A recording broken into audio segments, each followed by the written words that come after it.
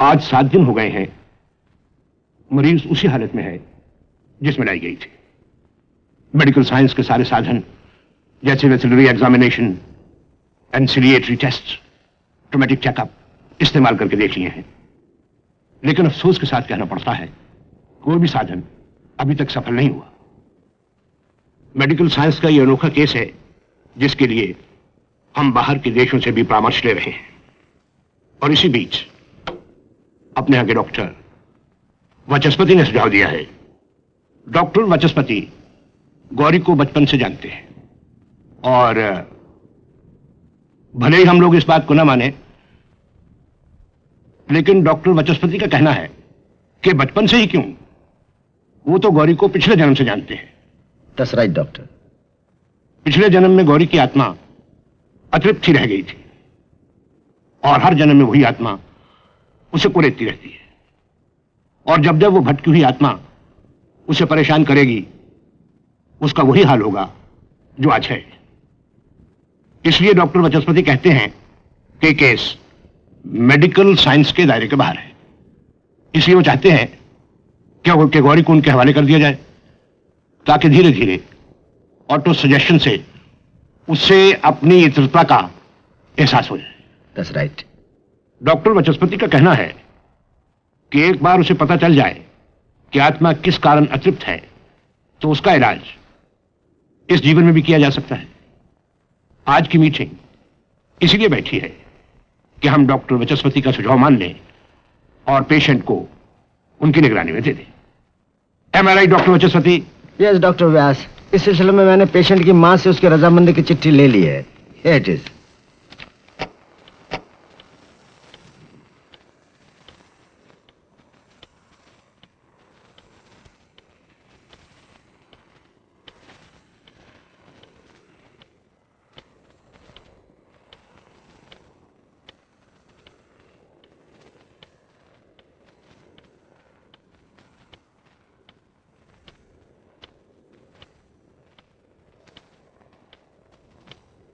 गौरी ठीक हो जाएगी ना?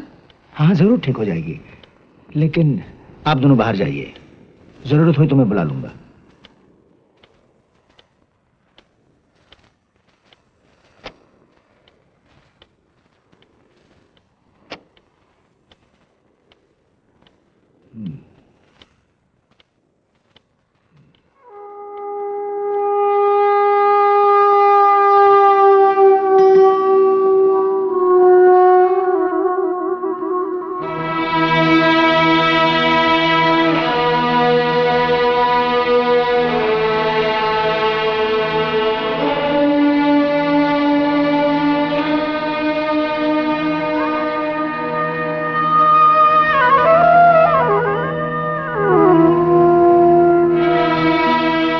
गौरी, सुनो गौरी, मुझे पहचानो, मैं हूं वैद्यराज। पहचाना मुझे? मैं अक्सर तुम्हारे घर आया जाया करता था। मैं तुम्हें जगत शिरोमणि के मंदिर में ले जाया करता था।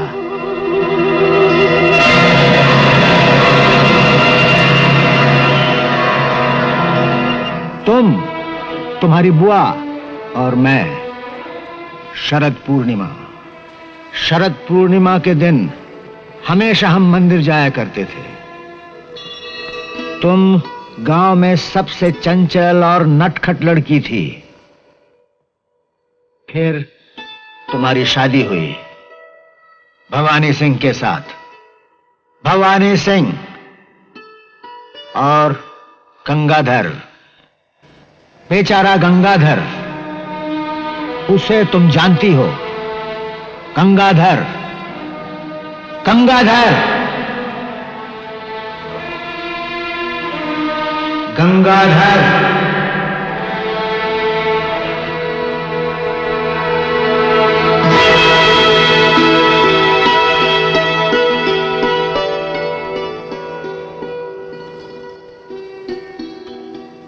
कितना प्यार करती थी गंगाधर से तुम। याद करो वो दिन जब तुम गंगाधर के पास पढ़ने जाया करती थी। तुम कहती थी कि मैं उसकी तरफ सिर्फ एक टक ही देखा करती थी। वो क्या पढ़ाते हैं मुझे कुछ नहीं मालूम। याद आया? मुझे तुम सब कुछ बताती थी। तुम्हारे पिता बचपन में गुजर गए थे। पिता का प्यार मैंने ही तुम्हें दिया था। मुझे पहचाना तुमने? पहचानो मैं कौन हूं? कौन हूं मैं? कौन हूं मैं?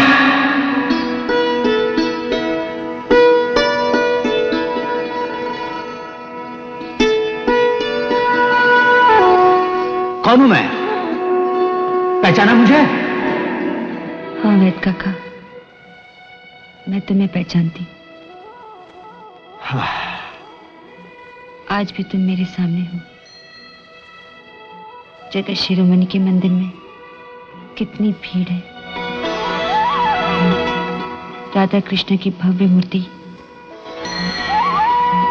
और तुम वैद काका वो बैठे हो, मेरी तरफ देखकर मुस्कुरा रहे हो।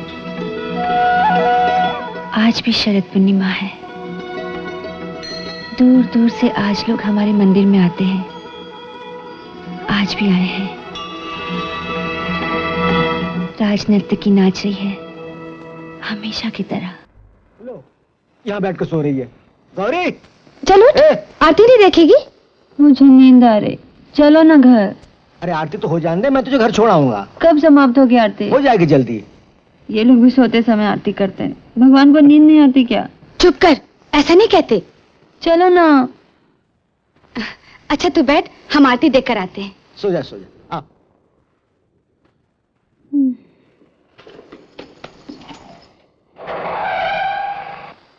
मैं सोती हूँ जाकर। अरे गौरी, खाना खाएगी नहीं?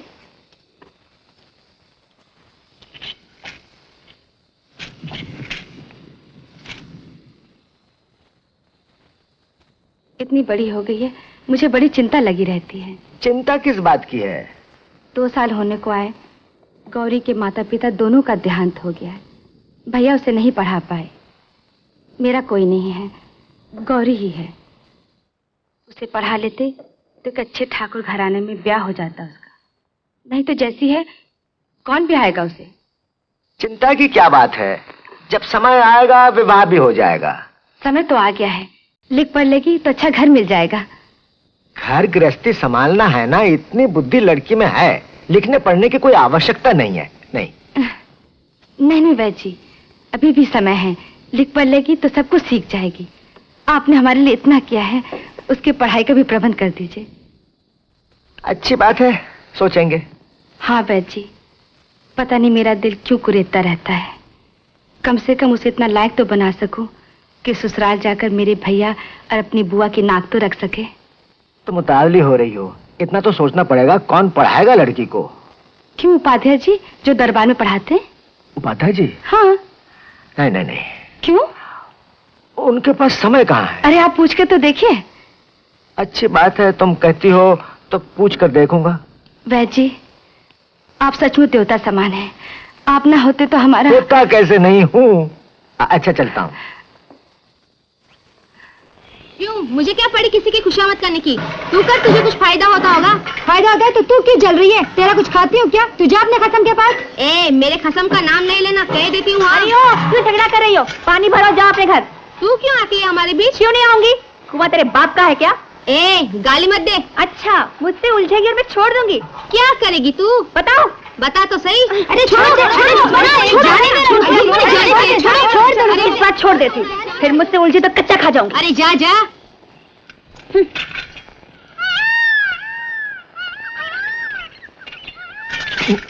कहाँ जा रहे हो वैद काका? अरे ये सूरत क्या बना ली तूने? झगड़ा हो गया।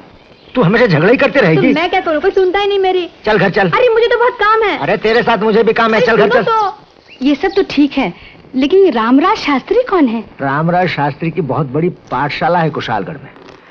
कहो तो गौरी को वहां भेज दे, नहीं तो उन्हें यहाँ बुला लेते हैं। मुझे नहीं पढ़ना वरना। आपने उपाध्याय जी से बात की है? नहीं, बात तो नहीं की, परंतु शास्त्री जी क्या बुरा पढ़ाते हैं? उपाध्याय जी ने 8 शास्त्रों में शिक्षा ली है, महापंडित है, राजभवन में पढ़ाते हैं। हमारी गौरी को पढ़ा दे, नहीं तो गौरी उनके पास जाकर पढ़ सकती है। परंतु आप मुझे उनके पास ले चलिए, गौरी को भी साथ में ले चलेंगे। तुम चली जा बुआ, मुझे तो नहीं जाना। अरे उपाध्याय जी संस्कृत के श्लोक गा कर सुनाते हैं। अच्छा, वो संगीत भी जानते हैं? वहाँ बकबक मत करना उपाध्याय जी के सामने, बहुत गंभीर आदमी है। पढ़ाना स्वीकार कर लिया तो अधिक समय नहीं देंगे। हाँ, केवल 1 घंटा पढ़ाएंगे। बस 1 घंटा? हाँ, उनके पास समय कहाँ है? जो कुछ बताया अच्छी तरह सुनना, अच्छी अच्छी बातें बताएंगे वो। क्या मुझे पढ़ाएंगे? मुझे सब कुछ आता है और मेरे पास ये समय हमें नहीं है। तो फिर हो गई तेरी पढ़ाई, ना हो मुझे क्या? ऐसा नहीं कहते, एक तो उनके पास समय नहीं है और फिर अपनी पढ़ाई में लगे रहते हैं। अच्छा, वो अभी तक पढ़ते हैं? तो मैं ऐसे पंडित के पास नहीं पढ़ूंगी। वो क्या मुझे पढ़ाएंगे? अरे तेरी बुआ मारेगी तुझे, एक भी बात नहीं सुनती उसकी। मेरी बुआ नहीं मारेगी और काका तुम भी नहीं मार सकते। नहीं। चल।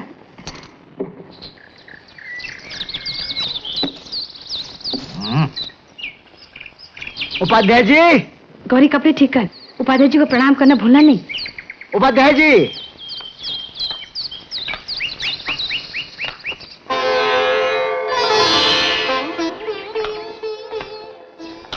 प्रणाम उपाध्याय जी। ये गौरी है, मेरी बेटी जैसी। ये उसकी बुआ। प्रणाम। आइए। आपको कष्ट तो नहीं दिया? नहीं।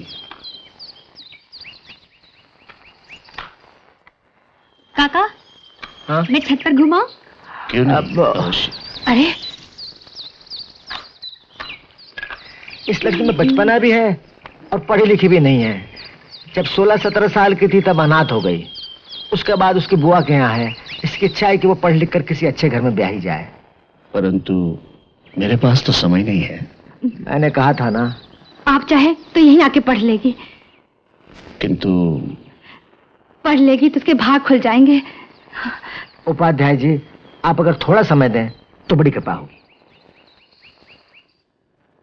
ठीक है, आप उसे सुबह के समय भेज दिया कीजिए। कल ही भेज दूंगी उसे। बैठिए।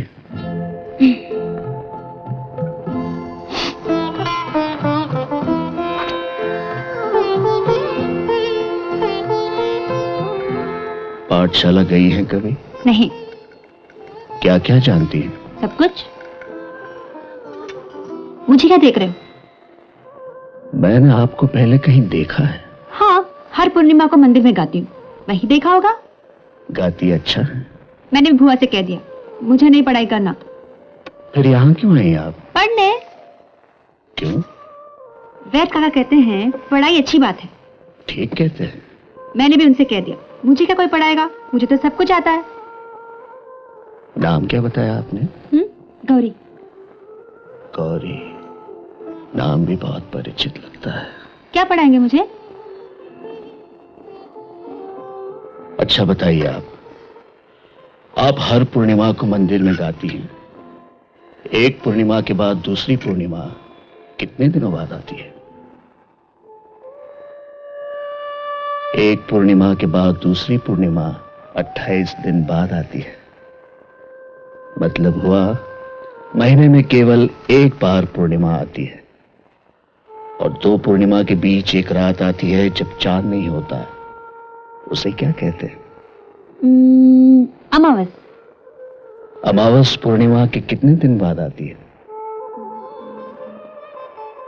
14। आप तो मुझे गणित सिखा रहे हैं। हाँ। अब गाना नहीं गाएंगे? गाना? गौरी को पढ़ाई के लिए भेजा? भेजती तो हूँ, चाहे तब ना। नहीं जाऊंगी, नहीं पढ़ूंगी, हट करती रहती है।